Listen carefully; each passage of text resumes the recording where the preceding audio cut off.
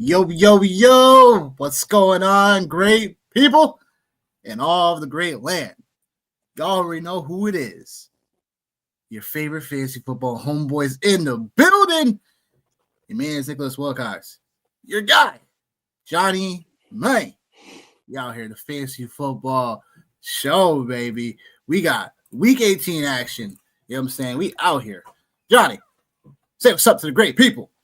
What up? What up? Happy week 18. Just got off that banger from last night, man. Shout out to my boy Sam Darnold out here balling. You out here throwing shade on him on X, man, saying he looks like a bomb. Well, you know what? Oh, no. Yeah. I seen He's still a bum, by the way. Yeah. Number He's one still a overall bum. seeded bomb. Number one overall seeded bomb. That's fine. Let's see what Seattle does. Hey, got that, they got that old school recipe. They got that old school recipe, man. You know what I mean? Play defense, run the rock. And hey, man, in the situations, if need be, he can he can let it fly, man. But definitely big win for them last night. And then of course, as we've done all year long, Carolina, Tampa Bay, what a just disaster of a game. Like, yeah. Yeah, so get to sit back and wait and see what happens on that one. Exactly. So I'm like, all right, well, Tampa Bay won. That was part one. Now part two of this bullshit is that we got to wait for the Saints or Falcons game. Really? On week 18, we have to wait for a Saints or Falcons outcome. Predict this division. Like, Week 18, folks. Week 18. Welcome to the show. Final run in. Week 18. Yep. Ridiculous. Darnold throws for no touchdowns last night, and they still win. It's just like, oh my gosh. But no, like Seattle defense really shut them down as we somewhat predicted. That was gonna happen because San Fran, like, don't get me wrong, they were hot, but man, McCaffrey shut down. That after no Trent Williams, like I was like, but you go back, but you go back and look though, man. The teams that like they had. The Bears were the only respectable team that they had put points up on. And I think the Bears, it is what it is with them. I think that was a road game for the Bears. The Bears defense is just opportunistic. But a lot of those points that the 49ers had put up have been against subpar teams. And like we've seen it, man, one of the things is like these players and these teams that get on these heaters for 3+ weeks, man. It's kind of hard to keep it going after that because it still is the NFL. You know what I mean? So, but definitely, but it was still a good game though, man. Definitely good to get a good meaningful game on Saturday night for sure. So, and like the 2-game slate too, man. Like not playing any DFS today just because there's just so many different variables, and I know they can be looked at a couple of different. Yeah, it can be looked at in a couple different ways, right? I know it's out there, but just a lot of weird things, and I would rather just sit on my little acorns and get ready to go into next week. Nice. Sit on the acorns, man. Sit on the acorns and go into next week. But I did enjoy the 2-game slate last night just because everybody was playing. Like there was no nobody was pulling any punches or anything like that right there. So it was fun, man. I actually had a decent time. Guessing to see if players are just gonna play one first half or not, like today. Or just not even playing, So just a lot of stuff. Totally, definitely agree. We out here to help y'all out, for the prop world. Got a few of those later today in the show, so stay tuned for that. But again, there's still some scenarios I gotta still get crystallized before the end of this week, so we got that, and of course, we cap everything off later Sunday night evening between the Ravens and Steelers. So that would definitely be a doozy as well. So without further ado, we'll kick things off game by game, starting with 2 games in the AFC South that could determine the division: the Colts and Texans, and the Titans and Jags. So the Colts, knowing that Nico Collins is now out for the Texans today, that was reported this morning. Colts are now at +10 instead of 10.5 at the moment. But the Texans, they have to win and then have to have the Jags lose in order for them to have the AFC South division. Notes for this game is obviously Riley Leonard starting for the Indianapolis Colts. No Philip Rivers. Obviously, he's pretty much going off into the sunset once again. Nice little throwback from the past, but that is over. But yeah, get the vaunted Texans defense, as we've known all season, to be a pain in everyone's quarterback sides. So yeah, I mean, look, plus 10 seems to be fine. Morning, Steven. How you doing, brother? Appreciate you coming on, and Happy New Year to you as well. But in terms of this game, like, I just expect the Texans to take this one pretty handedly. Again, Texans defense is still one of the best in the NFL, and Riley Leonard hasn't had much game experience. He can scramble, so I could open some things up for him, but Texans defense, pass defense, has been pretty solid and pretty consistent throughout the whole year. So I'm not really pulling any punches here. I think Texans obviously get this one done at home. It's all about, again, I think just have to monitor if the Texans get up like 21-0 or, say it gets really ugly really fast. It's like, from a prop and bet perspective, it's like, does CJ Stroud get there? There's a potential that he can get some things done early, or Jonathan Taylor, but I don't see any lines from him just yet. So there's a lot to unfold still here. So just paying attention to all the markets at the moment. It's going to be pretty much live here almost at this point. I have a few already on my radar, but it's like it's going to be pretty much live at this point, depending on how the books keep on updating before hopefully we got the show. Johnny, anything to really say about this one? Not really. I mean, not that you've already said. Like, I think this is a pretty much should be like a slam dunk situation here for the Texans going against Riley Leonard. Obviously, arguably the best defense in the NFL. Going against, Riley Leonard. Again, not a lot to be said like in that space. Just a couple of like random stats to throw out there. Last time these two teams played, Derek Stingley did not allow a reception on 28 coverage snaps for the Houston Texans. So I think, you look at that from like just an individual defensive side of things, and Riley Leonard, going against this guy, Will Anderson Jr., again, man, one of the best young pass rushers, just one of the best pass rushers, period, in the NFL. Obviously you have that going today. Yeah, it's just not really a lot to like write home about like in this situation, man. Like this should be a space where the Texans absolutely take care of business, move on to the playoffs, and we'll see what happens after that, man. So overall, like on this game, I'll definitely take the Texans straight up. 10.5 seems reasonable in this space. I'm not a big numbers guy, like big points guy, but there's not really a lot to play for the Colts here on this side. And you were talking about Phil Rivers. I've seen something that I don't know how much truth there is to it, but said that he might actually get some head coaching looks, in the league, maybe a couple of interviews. So I think that was kind of interesting. That'd be very interesting. Head coaching positions? Yeah, just a couple of interviews, right? Like nothing crazy. He started as a quarterback's coach. Jeez. Well, I mean, you remember, man? The Colts did some crazy stuff. They gave Jeff Saturday. They gave Jeff Saturday that opportunity a few years ago. So I wouldn't hold it past them in that space. So yeah, I just thought that was pretty interesting. And again, man, like no Nico Collins. All this guy's done is absolutely like torched the AFC South in general. So it's kind of a bummer he won't be playing today, but got to keep him healthy. So definitely, because they're in the playoffs. So I mean high school coaching. I mean, yeah, who knows? I mean, listen, man. I don't know. Listen, man. Phil Rivers got, man. He got to keep that. He got to keep that NFL insurance, man. With them 9-10 kids, man. You know what I mean? Like, I got kids. Yeah, man. Not to go there, but you know what I mean. Get them to the Greek. You know how much 8 pair of Jordans cost. You know what I mean. You know how much 10 pair of Jordans cost. Like, so they say it adds up real fast. Yeah. The Titans, Jags. I mean, same scenario. Jags here though win and they host a playoff game, win the division. Titans have been 7-9 against the spread this season. So they're plus 13.5 this going into this one. Again, nothing right homer about. The only thing I'll say is that Cam Ward's look a little bit more better over the last few games, just in terms of his campaign. Back-to-back games of at least 200 passing yards or more, while averaging also 2 touchdowns in those games. We know the Jaguars are as much as they've been opportunistic, defense has still been giving up the yards here and there as well. But I guess, I would say, I think Trevor Lawrence and these guys are just a bit too hot. I think they obviously get this one done to make sure they clinch everything up for the AFC South. I don't think they leave much room for error in this one.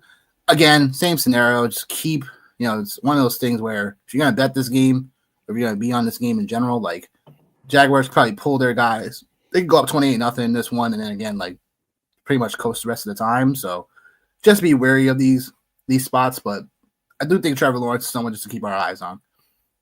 John? Yeah, Trevor Lawrence is definitely somebody to keep your eyes on for sure in this space. You talked about Cam Ward. The only problem for Cam Ward is there's a guy that plays defensive line for the Jacksonville Jaguars named Josh Hines-Allen. So that could be a problem for him. And the other problem, just a little problem, could be a problem. And the other problem for him is that Dan Moore Jr. is his tackle. And Dan Moore has actually allowed the third highest pressure rate among left tackles in the NFL. Hashtag former Steeler.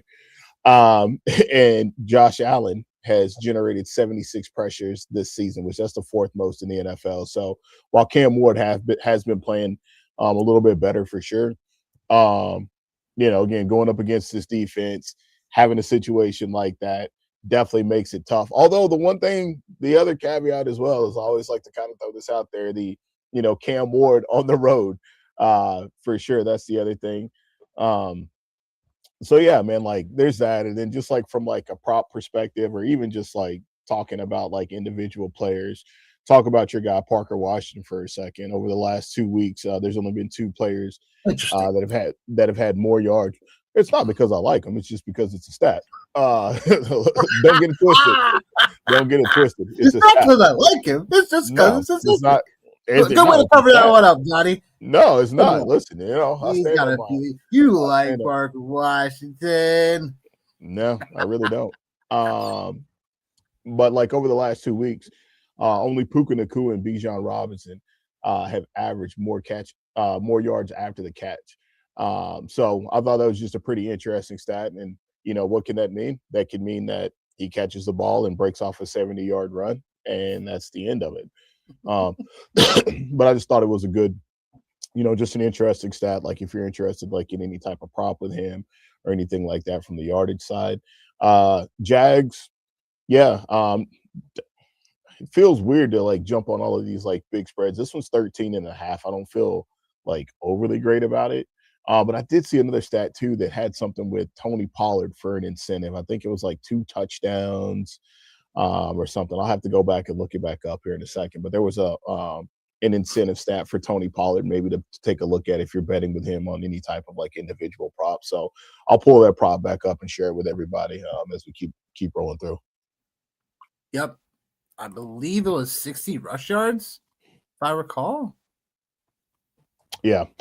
No, I mean it's cool. I can get back to it or whatever. We can move to the next one or whatever. So, but. Well, Browns and Bengals, huh? Yeah. Your favorite teams from your division. No, I don't really. It's kind of hard to hate the Browns because they just suck at life in general. The Bengals are the Bengals are the hot chick with no personality. Tony Pollard needs 66 rush yards for 250K. Tony Pollard needs 2 rush touchdowns for 250K. Okay. So there was something along that space. But yeah, man, Browns and Bengals. The one thing I'll say about this game is obviously we know Myles Garrett, what it is for him as far as, needing to get the sack record and whatnot. So that's really the big highlight in this one. Myles Garrett has had 3 double-digit sack games all time against Cincinnati. When I say double-digit, I'm not counting the 1.5 sack games. I'm actually counting 2 sacks. And he did have a pair of sacks the last time that they played Cincinnati. So obviously a lot of eyes will be on this game right here, just from that standpoint of things. But then Shedeur Sanders, man, this guy, all of a sudden, 7 touchdowns, 7 interceptions, it is what it is. But at least there's some type of pulse for them. You know what I mean? It's not all bad. I don't know if he's the franchise quarterback, but he's the quarterback for the Browns. I do agree with you, Steven. I think Myles Garrett. I think he does get the sack record today. I think it's kind of better. Yeah, no, like it's not a better. Yeah, no. If he don't, I'd be super happy if he didn't. But like it, yeah. Again, like I told you, man. Like I'm a hater. I ain't got no problem saying it. I'm a hater. But yeah, so I do think that's obviously one to keep an eye as well. So yeah. So as far as this game goes, I think like it's one of those situations where like if I don't know what the situation is going to be, with the Bengals today. Don't know like if it's going to be, Joey B is going to be out there all game or if he's even going to go at all.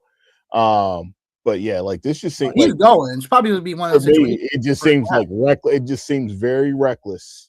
Seems like a very reckless scenario. To put your starting quarterback out there in a meaningless game in Week 18 with arguably the greatest pass rusher in NFL history, looking to go for the sack record. It just feels a little bit risque business, is what it feels like to me. So, so very risky. Yeah. I wouldn't, if I was an organization, I wouldn't even put him out there. Yeah. I wouldn't. Week 18, what are you playing for? Nothing besides pride. I don't think from the incentives purpose, I don't think Burrow's playing for anything. So it just makes no sense. And yeah, he definitely has been hearing a lot of rumors about Stefanski like being one of those rare situations where he gets traded, or he's just pretty much out as a Browns HC. So we'll just have to find out how everything shakes out after. I think from this side of things, I think what I'll say is that the only way probably the Browns can be in the 7.5 range is that, like I said, like probably Burrow comes out after the first half, like, you know what I'm saying? And all of a sudden, like, playing against backups with the defense of the Bengals, it's already, outside of, allowing everything underneath, like they still a susceptible defense that is still trash. So the Browns have a chance for a 7.5, but I really wouldn't touch this game. I think the Bengals are going to play the whole game starters, or at least for 3 quarters. Like, I would say they definitely handed this one. And yes, sir, favorite fantasy football homeboys in the building. Don't forget to like the video, everybody, please. Steven, if you're on Facebook, just hop on over to YouTube real quick and like the video, please. That being said, yeah, I mean, look, not much else to say. No, it's really not. Really not. This is the thing about this is the thing about Week 18, man. It's just like, like we're still gonna give it to you for sure, but like, it's just like, man, like, Speaking of game, and speaking on waiting for, you know what, Cowboys Giants in a game that has a 49.5 over under, still waiting on prop lines on most of these books. Yeah. That being said, your boy George Pickens, you gonna go off today in this spot? I was about to say, hell, Vegas don't even know what's gonna happen. You gonna ask me if he's gonna go off? Vegas don't even know, bro. Oracle, right? Vegas don't even know what's about to happen.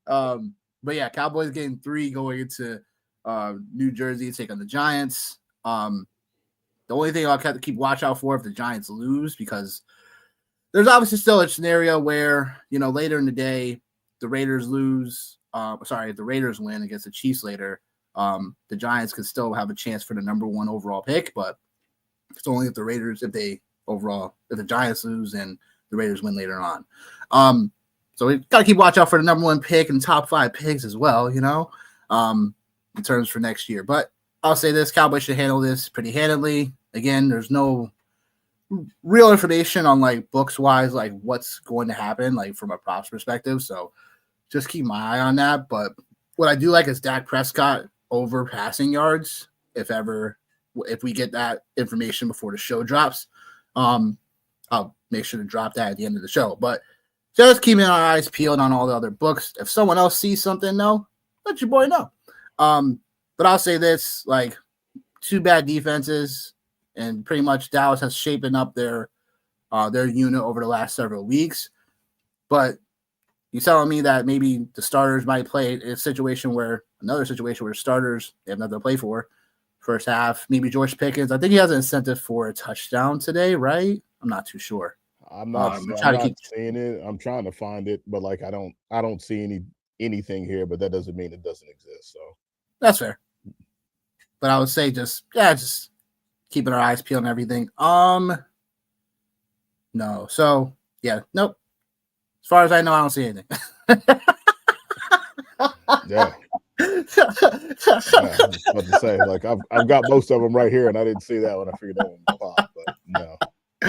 Oh man, so yeah. So I mean, Cowgirls should definitely win this one, but that's only if scenario that we think about is happening. So welcome to Week 18.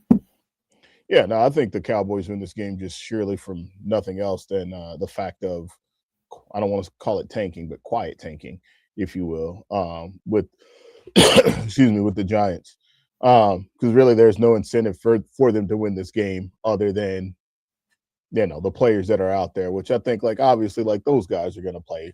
But, like, to your point, if the Giants lose to the Cowboys today, they'll finish no worse than the number 2 overall pick. A win, they could fall as far as number 7. So they'll be realistically, like, you can almost bank on them picking in the top 5. So, yeah, so not a lot to play for. And we already seen what they did a few weeks ago. So, yeah, like, I wouldn't be shocked by any stretch of the imagination at all. At all. Yeah. It's the Cowboys. Oh, with Jaden Blue, though, I mean, we might get a first chance back. Yeah. Like we might get our first chance. I get our first chance to actually see him in some real action this year. So that should be, yeah. I mean, that should be interesting, right? Like, he was a guy that you know, everybody, you know, first fantasy topic, I guess. The first one of the guys we were all in on, and you know. I shouldn't say all in on, but like taking late flyers. I was like all in on. I think it was a nice little late round flyer, but well, listen, you know, I think that's one of the things too, man. Is I think, like, you know, it's a long season, right? And I think, like, sometimes, like, we lose perspective on how we viewed some of these players. And Jaden Blue was definitely a guy that, you know, people. I'm not going to say a lot, but I'm going to say people had high upside for. They had high hopes for, whether they drafted them, whether they, you know, spent like a waiver wire claim on him, or whether they spent fab on him. So, like, it's not a fly-by-night situation. He was a guy that people did view as a late round flyer in some instances. And sometimes, like, with those players that are there, sometimes you kind of construct your rosters in a certain way. So I know there's definitely, at worst case scenario, there's some dynasty managers that are probably excited to see him. But again, like, he was a guy that a lot of people were pretty high on. So, yeah. Be interesting to see him out there today. Very true. Very true. Speaking of interesting, week 18, and check the scenario, right? Saints getting 3.5 going into Atlanta, right? Falcons win. Carolina, who lost yesterday, is in the postseason hosting a playoff game at under 500 record. Yeah. Saints win, the Bucs are in. Same thing, record under 500, hosting a playoff game as the 4th seed. Over 43.5. What you got for us? What do I got? I think that, like, obviously, like, this is as good as a playoff game, man. Like, this is as good as a playoff game for sure. It really is, honestly, because you have two quarterbacks in 2 teams, right? Like, you have Raheem Morris, who is obviously trying to continue to keep this thing going, right? So hopefully he can still have a job.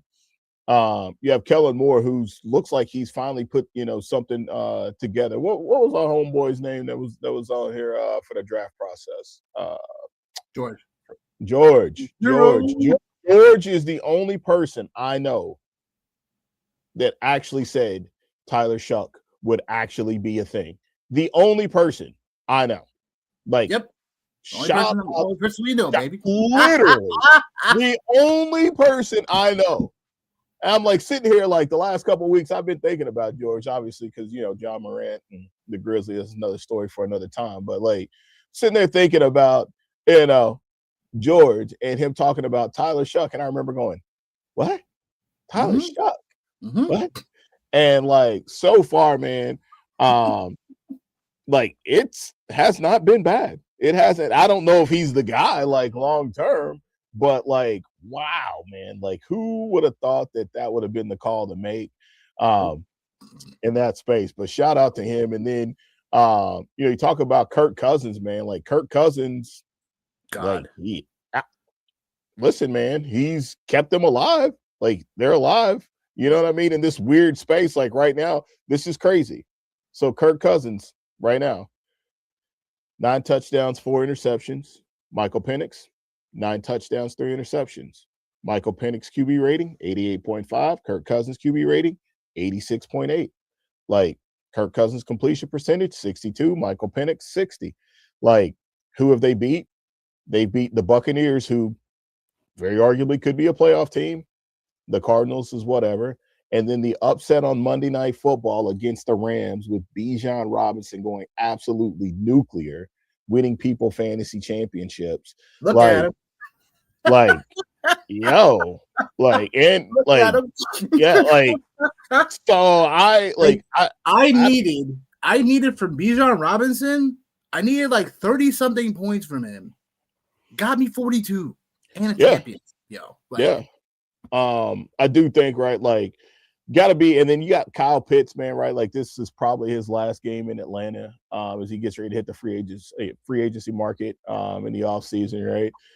So depending on if he gets out there and he plays, like waiting on the official injury report, but like if he gets out there and plays, this could be his last game there. Drake London, man, they probably just need to sit that guy down, man, because he's clearly like not healthy. But then you look over at the other side too for the Saints, man. Like the Saints, like no Chris Olave, man, with the blood clot in his lung, which is like definitely glad that like they found that sooner than later, man, because that could have been like obviously like really bad as he was putting together like a really great season, like we've talked about or have about the last few weeks. So ironically enough, man, like the Saints have won 4 in a row, the Falcons have won 3 in a row, and like they get to dictate who goes and wins the NFC South division. Like this is classic NFC South drama is what this is. It's classic because I was pretty it's classic NFC South drama, man. So who do I think wins this game? Oh man, I think I'm gonna ride with the Falcons in this space, man. I think I'm gonna ride with them. Like I talked about James Pierce on Monday night too, in the Falcons defensive line. Like they're good, man. Like they really are good, and like they definitely are building some things. They're much better at home too. So they're much better at home, but I think like right, it's just like with anything. Like they're a younger defense. Like the season has progressed again. Like we're talking about it, man. Like ironically enough, 2 of the hottest football teams in the league. Like, yeah. So, so I'll take that right there for sure. I'll take the Falcons, man. Okay, I'm with you as well. Saints could potentially cover the 3.5, but they could. I think Atlanta just take this one, and Steven agrees with us. So, moving on to man, I tell you, Packers, Vikings. Packers 9-6, gonna miss the playoffs. Vikings 8-8, they're gonna miss playoffs too. Over under 37.5. No Jordan Love in this one. We're expecting Malik Willis to still start. No, he's not. He's definitely out, isn't he? Yeah, he's not starting. No, it's Clayton Tune is getting a run today. Yeah, I was gonna say, wait, I thought he was gonna start. No, Clayton Tune's getting a run today. Who? Former Arizona Cardinal quarterback. Yeah, right. It's gross. It's gross out there. Who? But you know, there's only pretty much. I always see the Vikings lines out for the moment, so that tells you everything. But look, Vikings. Packers getting plus 12.5 going into Minnesota, and 37.5 the over under. Yep, Clayton Tune started at quarterback, played in Arizona, looked like a pop gun quarterback, probably still is. Who knows? Vikings gonna have pretty much all their weapons there. I mean, I expect them to still go all out. No Aaron Jones today, right? Man, no. Listen, it's bare bones there in Minnesota. I do think I think he is suiting up. I'm pretty He's sure suiting he's. up. But like other than that, man, like we'll have to wait and see about Aaron Jones. I think all things are pointing in the opposite direction for him. So that's something that like yeah, not that it like makes a difference like one way or the other, but actually like a crazy storyline actually as we're kind of just ranting through some of this stuff. Crazy storyline. Brian Flores, I don't know if you've seen the interview with him, but it definitely feels like this might be the end of the road for him too. As defensive coordinator for the Minnesota Vikings. So he deserves that position, though. That's why. Yeah, he does. But I think like we all know the name of the game. And we'll be interested to see how it shakes. Yeah. I mean, yep, sounds about right. But I'm hopeful that he gets a head coaching position. Like he should have had one in my opinion. But I mean, like, after the Miami Dolphins situation, right? Like after the Miami Dolphins situation, like nobody wanted to pick him up, so the Steelers take him in as a linebackers coach and a special assistant. Then he does rehab his value. Yep. Then he does get a defensive coordinator position with the Minnesota Vikings. Yep. So like, yeah, like should he be a head coach? Yeah, probably so. Will he get that opportunity going into next season? Who knows? You look around the league, right? And like the situations that are probably going to be open, right? Like you're talking about probably Vegas, from all indications, potentially a Cleveland, maybe in Arizona. Just to kind of go off and name a few, I don't want to say random spots, but just it seems like pretty evident, maybe even a Miami, which obviously like that ain't gonna happen, right? So yeah, it'll be interesting to see like if it does materialize, but I hope it does, but I have a hard time seeing it shake out like that for him. So maybe, a high-end defensive coordinator that might be on the market, but otherwise, man, than that, like Justin Jefferson, talking about like just kind of where things are at. Last year, I think he ended the year as wide receiver 2. This year, he's currently wide receiver 28. So that's pretty rough. Josh Jacobs, obviously, like the entire Packers situation, right? Like we gotta, like neither one of those guys are gonna play. So the Packers just gotta, like this is definitely not a space for them to be going out and running out any players for sure. So No, it shouldn't be. If anything, like I can see backups by the time the third quarter starts here too. Oh no, it's all backups. Like Christian Watson, like put that guy in some bubble wrap. Like just don't do it. Like there's nothing. There's no reason. Put this guy in bubble wrap. I love it. Yeah, shit, he's your best wide receiver at this point, man. So it's like, don't run the risk, man. Do not run the risk. Holy Seriously, smokes. Just don't. Just don't.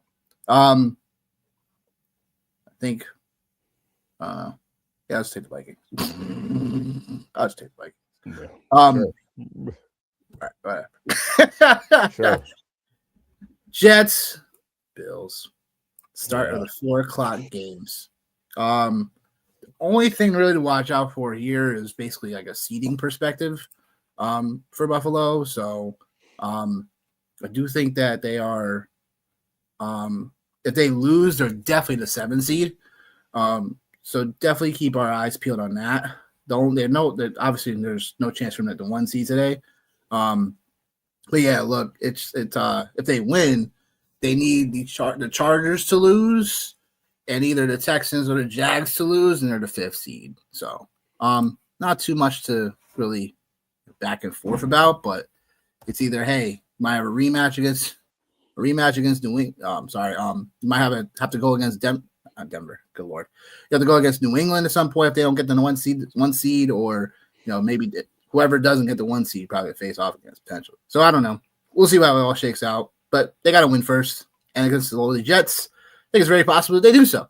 So hoping the Jets they lose, so we can get a nice little top 3 pick at least. Josh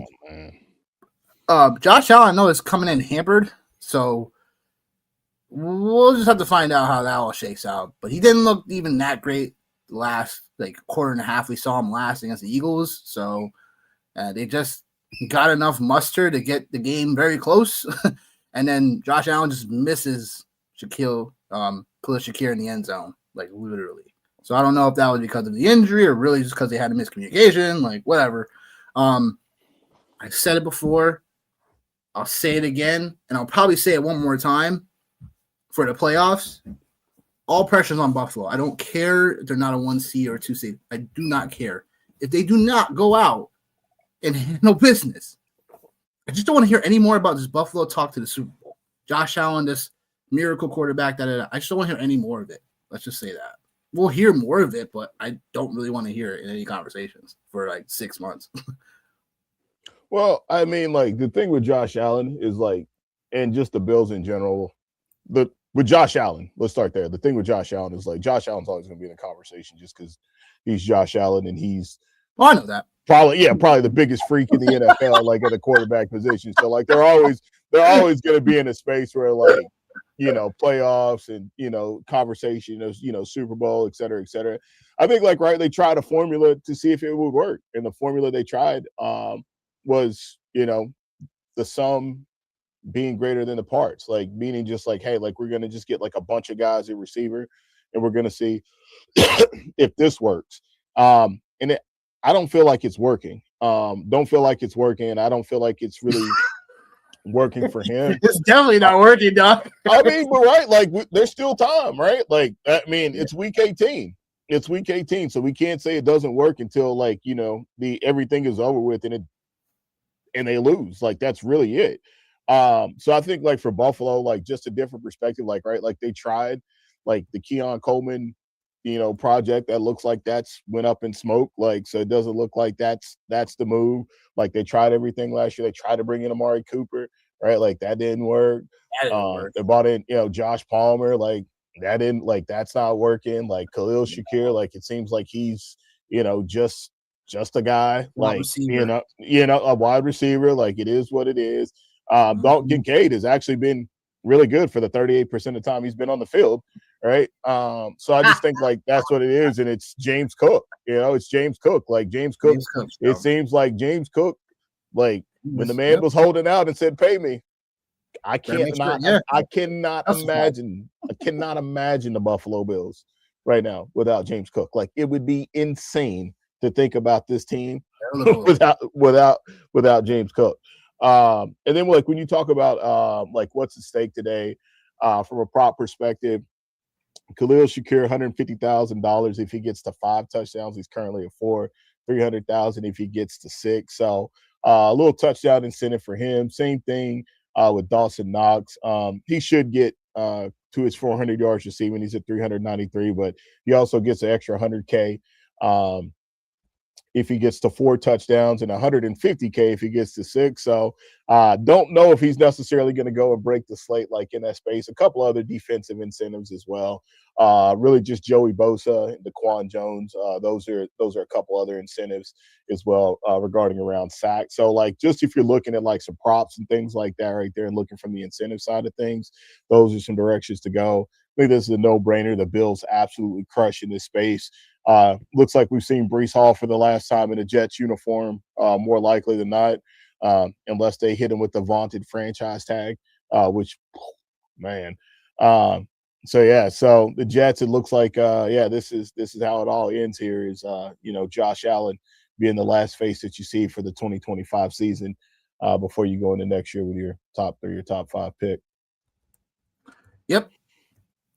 We'll just have to all see how it all shakes out, right? Gonna be watching the college football playoffs to really see how it all shakes out, right? Stay tuned, folks. Yeah, if you're a Jets fan, yeah. Oh man. Yep. Dolphins, Patriots. Over under 45.5.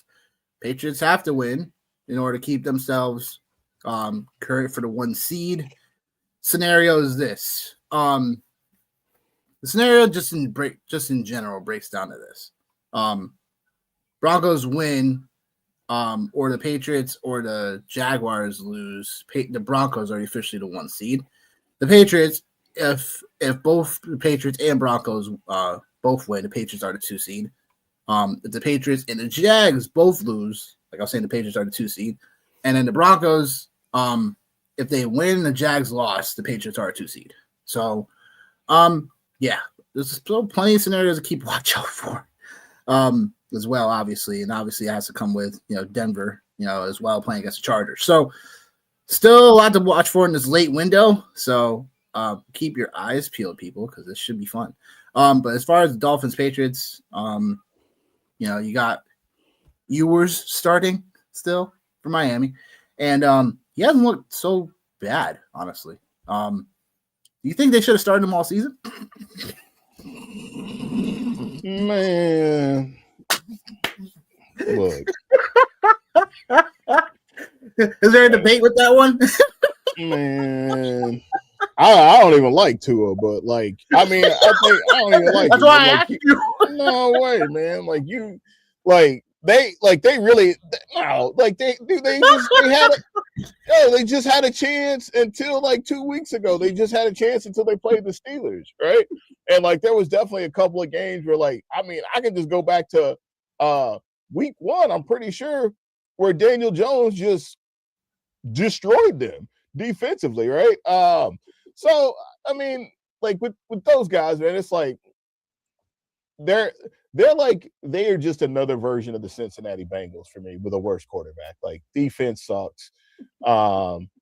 It's not sexy at all. For sure.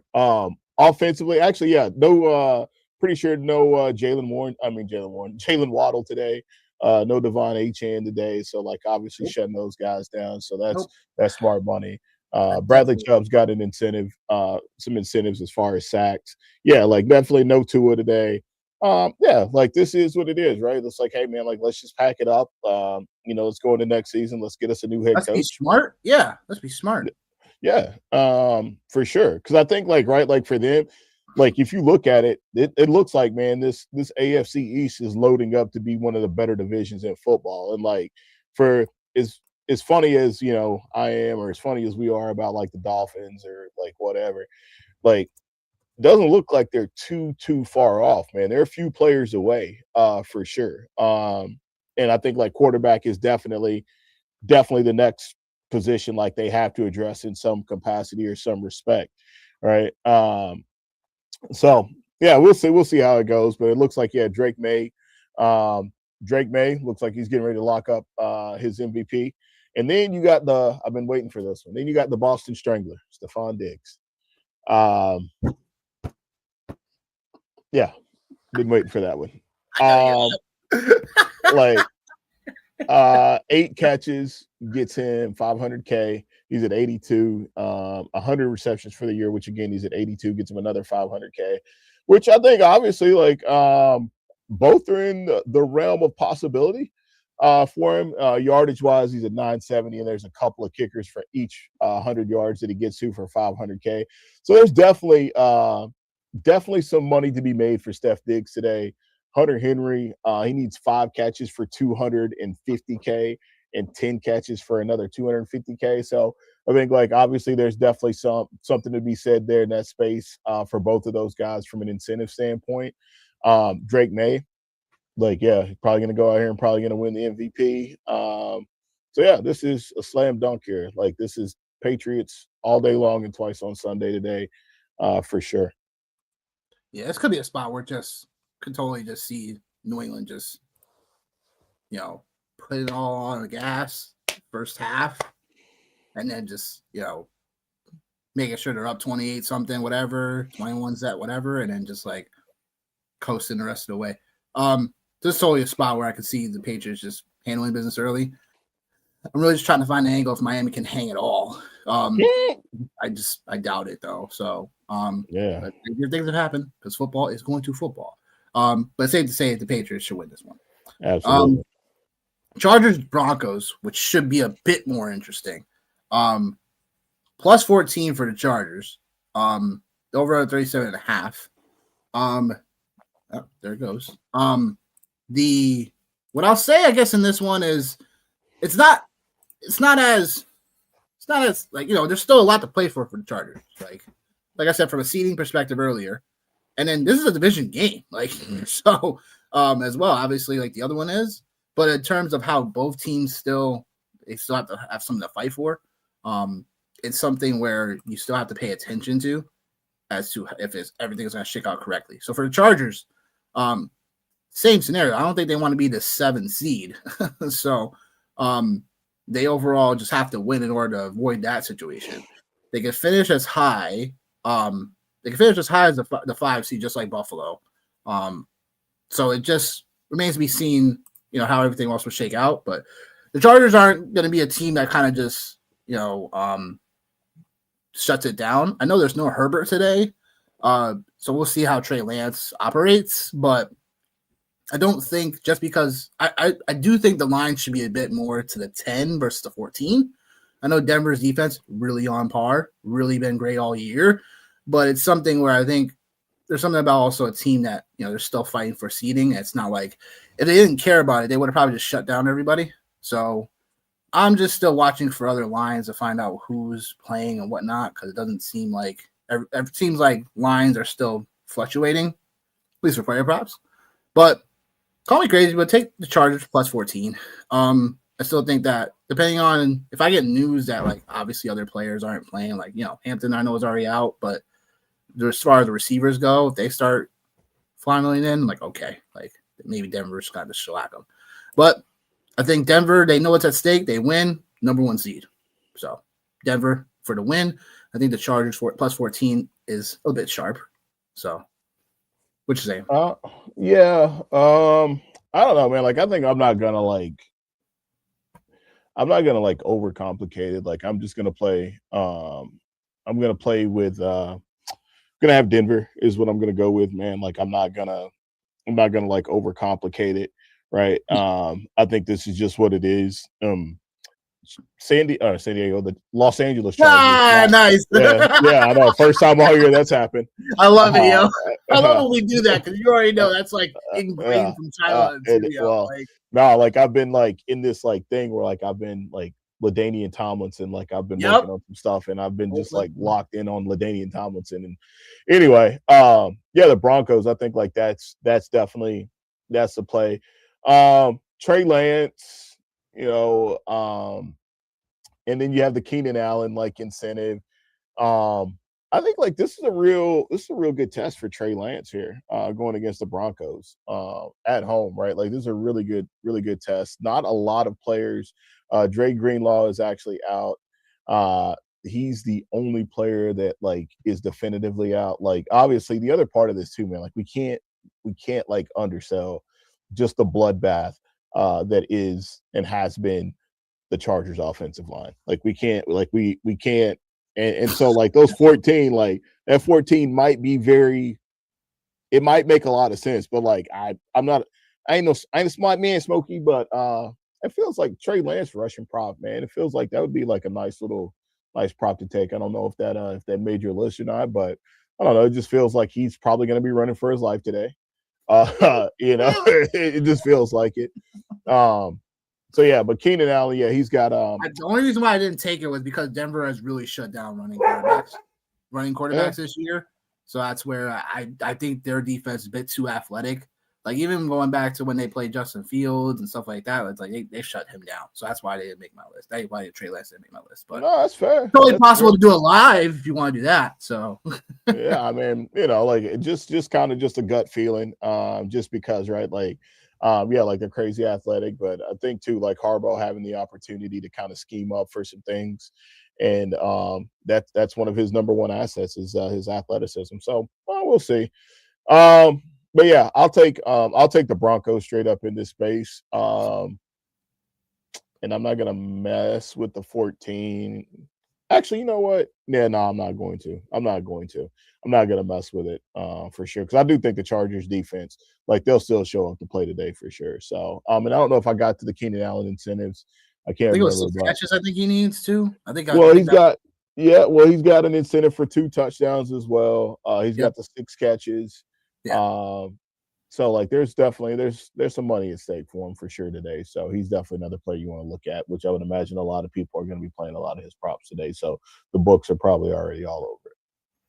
Yeah, I think Keenan Allen right now, I'm not touching it, but I think what I saw for him, this was on, because I didn't see on the regular books, but I did see that he was 5.5, I think, at least on drafters, I think.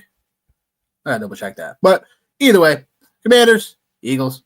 Yeah, I don't know why. You know what? I'll just say this. The Eagles still have something to play for, but they're not starting their most of their starters. So just something to keep out for, keep watch on. But Eagles at home against Commanders, so Commanders, let's just say it. Commanders definitely took a step backward for this year. And they've had injuries, obviously, but also just underperformance, from their defense and all that. Once again, you got Johnson starting today, right? Yeah, because there's no Mariota, there's no Jaden Daniels today. Okay. I'm gonna say, I was like, okay, there's no Mariota, there was no chance for Mariota. Okay. Then the Eagles, I just think that, Eagles gonna come out, slack them early, and then just cool the Jets, like they did a couple weeks ago against the Raiders. I think they played for 3 quarters and they sat the starters for the 4th quarter. Totally possible they do it in the first half. They just do it 1 half and it's a wrap. Because, regardless, even though they're fighting for the 2nd seed, Chicago plays the Lions later on this slate. So that'll probably be one of those situations where they kind of score watch a little bit too. So Eagles should handle this one. I just think that from a perspective of, there's a lot of talk about the Eagles constantly, but I think that them playing it smart, they should do regardless. So, got the Eagles in this one. Yeah, I mean, there's no way you don't take the Eagles. So I'll just start there and won't waste a lot of time. Then, from the incentive side of things, Debo 10 catches is what he needs for an extra $650K. If they ever throw him the ball, yeah, go ahead. Well, yeah, I mean, listen, again, got nothing to play for except for money today. So 10 catches for him gets him an extra 650. 2 touchdowns gets him another 250. So he's got some stuff to play for today. Von Miller, 1 sack, 500K. Another 3 sacks gets him another 500K. So obviously he's got some things to play for today, as well as Jack Martin. I don't know if you can find him on on the prop. So just kind of looking at it from that perspective, I think Saquon also has a incentive as well. He's got 1,413 yards currently, total scrimmage yards. If he hits 1,500, he gets extra 250K. So be interesting to see how that plays in that space. Yeah, Cliff Kingsbury. Yeah, I've seen the same thing, Steven. This line just changed to a 3.5 now. What the heck? But yeah, I've seen some things too, about Cliff Kingsbury possibly being done as the OC in Washington, which that makes sense. The first year or so, stuff typically goes pretty well for him, and then the second year, it doesn't. I don't know about that. I don't know about that. Yeah. But yeah, so again, man, another opportunity for Cliff Kingsbury to, to go be an OC somewhere. Or, I don't know, potentially even maybe get back in the college game. I don't know. I don't know. But it seems like he's got about a 2-year window at every stop that he goes to. And let's be fair about this too. When you don't have Jaden Daniels, is it really fair to assess how successful your season has been? No. I mean, hey man, again, when you just went to the conference championship last year, no. Yeah, I mean, hey man, I think it is what it is, right? So it'll be interesting to see how that shakes out. But yeah, give me the Eagles in this space for sure. For them, hey man, let's just get everybody out of here healthy, or either use this opportunity to try to get in sync offensively in all aspects of things, and get out of here and get ready to go on to the playoffs and potentially be a number 2 seed. Totally. Totally. Just get everybody out of here healthy. Yeah. Cardinals, Rams. Wow. What a nice showdown we have here. Yeah. So as far as scenarios go, as far as the Rams go, obviously they don't really have much much to play for. It's either a 5 or a 6 seed. Because obviously, with the Niners losing last night, they are the 5th seed. But sorry, let me take that back. If the Rams lose or tie today, imagine that. Then the Niners are the 5 seed. If the Rams win today, they're the 5 seed. So 5 or a 6. So if they lose, they're the 6th seed. Then the Niners will be the 5 seed. So it's pretty much either you're playing the Bears or the Eagles for the most part, depending on how everything shakes out. But that being said, yeah, definitely a lot of injuries on the Arizona side. They've been underperforming. But I would definitely take the Rams. Do I take the plus 14 though? No. As much as I like Brissett in this offense, Arizona, it's a situation where it's a backdoor cover. Because it's a situation if the Rams don't come out, blazing, then yeah, this could be a backdoor scenario. So just play this one live, I would say, if you're gonna do it. Because that would make more sense. Yeah, I'm just taking the Rams, man. I feel comfortable taking the Rams in the points in this situation just because, like, I think like it's business. This is business right here. Like, this is absolutely what it is. Like, now they're in an underdog. Yeah, like, I mean, cause shit. I mean, what, 3 weeks ago, man? Like, they were heralded as the favorites to win the Super Bowl, and now like they're currently the number 6 seed or 5 seed, or could end as the 5 or 6 seed. Like, we're getting some inactives actually to just kind of roll through, man. London's active. We have injury news. We have breaking news. Pitts is active. Mooney's active. Inactives: Aaron Jones, T.J. Hawkinson, Nico Collins, Nick Chubb, obviously Phil Rivers, Dontavion Wicks, just a few, just kind of bring people up to speed. Obviously, as they start rolling through here, we'll fire them out. But yeah, I think this is just a space where the Rams, man, like this is business, dude. Like, especially after seeing last night and seeing what the NFC West has to offer, like, this is all gas, no brakes for McVay and crew, for sure, man. So I'll take the Rams. I'll take the points. And obviously, like, it goes without saying, like, fantasy sweethearts, fantasy darlings, Trey McBride, Michael Wilson. I guess really a good question to ask is, like, do we see potentially Marvin Harrison Jr. being in that Michael Wilson spot? If he was healthy, do we think that, like, it would have been Marvin Harrison Jr. would have been the guy that, like, got all of this love versus Michael Wilson, or would Marvin Harrison Jr. still have been on the outs?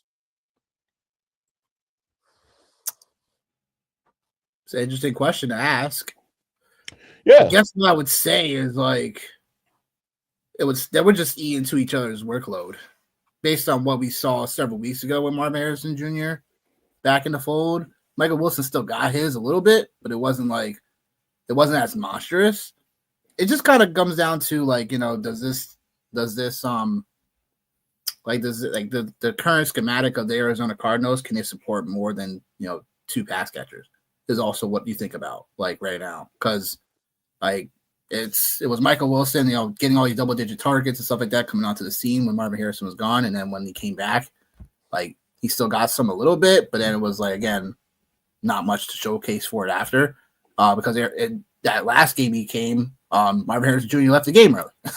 So yeah, I mean, Michael Wilson's just killing it, taking advantage of the opportunity, telling everybody, like, yo, I'm him, I've been him, you just didn't give me the volume. So, hey, kudos to everybody that had him overall on some of their squads for the fantasy football season. And I mean, we'll see how the future looks like for Michael Wilson, because I do think he was talented. Did like them when he was, like, first coming out too, but it was like there wasn't as much opportunity there. So there's a lot of things that still settle in Arizona, so we'll just have to see how it all unfolds. Boy, talk about a crap game. Chiefs, Raiders. Boy, oh boy. 6-10 Chiefs, huh? The kingdom has fallen, folks. The kingdom has fallen. For all the haters out there, for everyone rooting against them, the kingdom has fallen. But hey, did we have to really talk about this one? There's some The only thing we have incentives. to talk about is because it's obviously incentive and stuff, but There's also there's incentives, yeah. There's incentives at stake, and it's really I think the big one really is Kareem Hunt, if I remember. Yeah, he's so really, yeah, he's at 719 scrimmage yards. If he gets to 750, that's 25K. I don't want to be the bearer of bad news. 25K or 250K? 25K, like 25. Yeah, That's it. 25. Yep. That's 25K is still 25K. And then the next tier for him is 905 scrimmage yards for 125K, and he's at 719. And for I don't want to say it, but I don't know if I trust him. I don't know if I trust him to go out and get 94 yards math wise or whatever the number is. I don't know if that's in the cards today. Hollywood Brown, no, one touchdown. If he gets one touchdown, it's 750K, and if he gets 102 yards, he gets 625K. So those are sums. And Karlaftis, couple sacks, and he gets paid a little bit. So there's definitely some money there for those guys. If you're looking at I agree with you, Steven. Stay away from this game. I'm not really looking at it. And again, Pete Carroll, it looks like whether it's retirement or whether it's just the fact that this ain't it for him, looks like this is it for him with the Vegas Raiders. I think we kind of seen that this was a death trap going into this situation. Obviously no Max Crosby today. Geno Smith, looks like he's getting ready I would think. Well, I feel like his cap hit is pretty gross. I think I remember seeing that it's pretty gross. So they might be stuck with him. But if they lose today, they have the number 1 overall pick for sure. So now, in my opinion, they just turn into a very sexy Atlanta Falcons West situation where they have all these beautiful skill players and not a lot to rock with. So who wins this game? The Chiefs. Well, I say the Chiefs, yes, the Chiefs, but it'd be interesting for them to lose too. But yeah, it just feels like the Raiders would just have to I don't even know. The Chiefs would have to create ways to lose this game because I think the Raiders they're just that bad, and they've been that bad all season long. So yeah, so give me the Chiefs in this space, and I'll take the Chiefs, man. Plus 295 for Hollywood Brown for a touchdown. Okay. So that's still possible in a situation like this. But my goodness, No.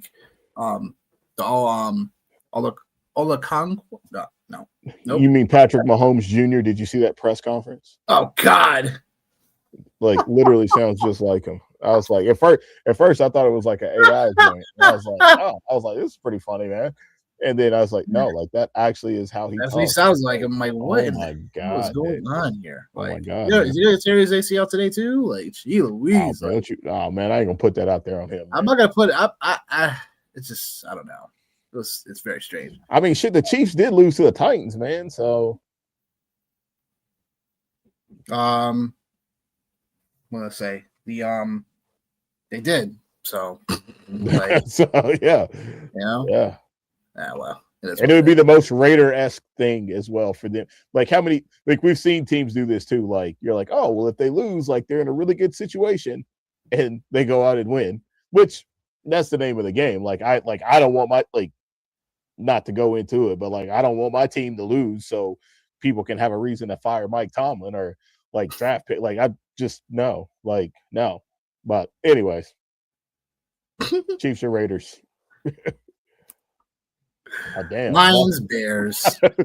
We finish it off with the Lions, Bears. 3.5 right now. Lions are the underdog taking on Chicago. And when it comes down to it, there's a little rivalry going on here. Someone used to coach for Detroit. That's now the head coach for Chicago. Who is that? Yeah. Ben Johnson. Yeah. In a game where the Lions had their way with them early on in the year, are the Bears going to give the licking right back to them? I don't see why not. I really don't. I think the Bears right now, Caleb Williams needs 270 passing yards today to be the first ever Bears quarterback to throw for 4,000 yards. Said it before, say it again. Caleb Williams fan. So yeah, like I think there's that, and then like just as far as like the playoff scenarios goes, like it's obviously an opportunity for the Bears to lock into a number 2 seed with a win today. Yeah, he gets 4,000 today. Like I don't think there's any question about that. And then there's just like a lot of like weird and random things, but also too, man, the Bears and the Lions in the past have done a really good job at playing spoiler at the end of the season. Like they've done a really good job. And like, if anything, I will say Dan Campbell,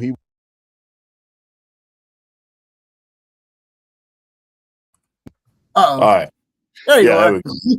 Yeah, I was like, what just happened? Yeah. No, he'll have these guys ready to play football for sure. So I'm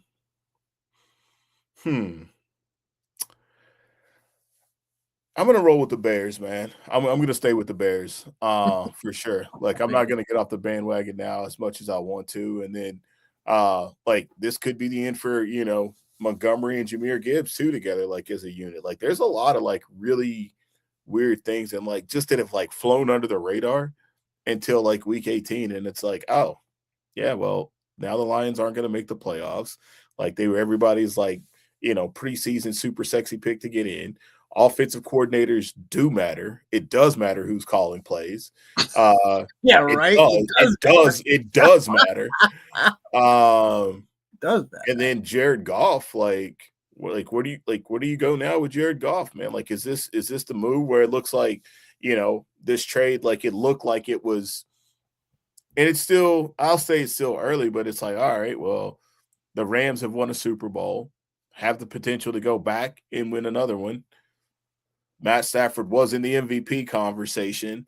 So like, I think there's just like a lot of moving parts, man, like for it, like overall. But yeah, I think I'm going to hang out with the Bears in this space, man, and just continue to roll with Caleb Williams and not get off the bandwagon.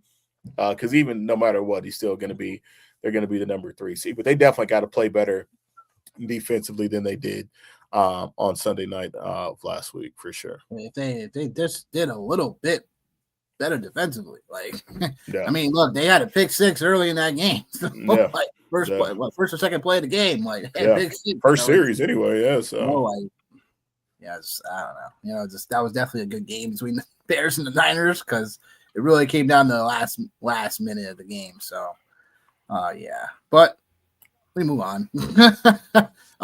When it comes down to it, yeah, I think the Lions are gonna play spoiler. I think they're gonna win this game. I think that Detroit, they have to take out their frustration on somebody, and who better to take it out on than a former overall colleague of yours. So I think the Lions can definitely take this one. They have all the pieces to do it. It just comes down to now, like, can the Lions force the Bears into some turnovers for Caleb Williams? He's been an escape artist like almost all year long now. It's gonna be difficult to take him down. I think the key thing will be the Bears running game, because they've been a nice 1-2 punch between Monangai and Swift, between who's going to be able to establish that more and then keep Caleb Williams in this Bears offense consistent, moving the chains. But I think I'm just going to take the Lions just for the upset. I think that they're still a really solid team. Unfortunately, not making the playoffs, but I think that they have a lot still to not only play for a pride perspective, but also just to play spoiler. So there's that. But yep, that pretty much breaks down all the games. Just feels like we're ending earlier and earlier. I know, right?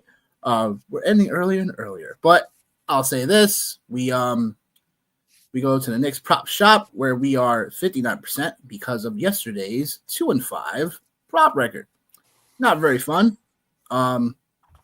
Just kind of how it goes.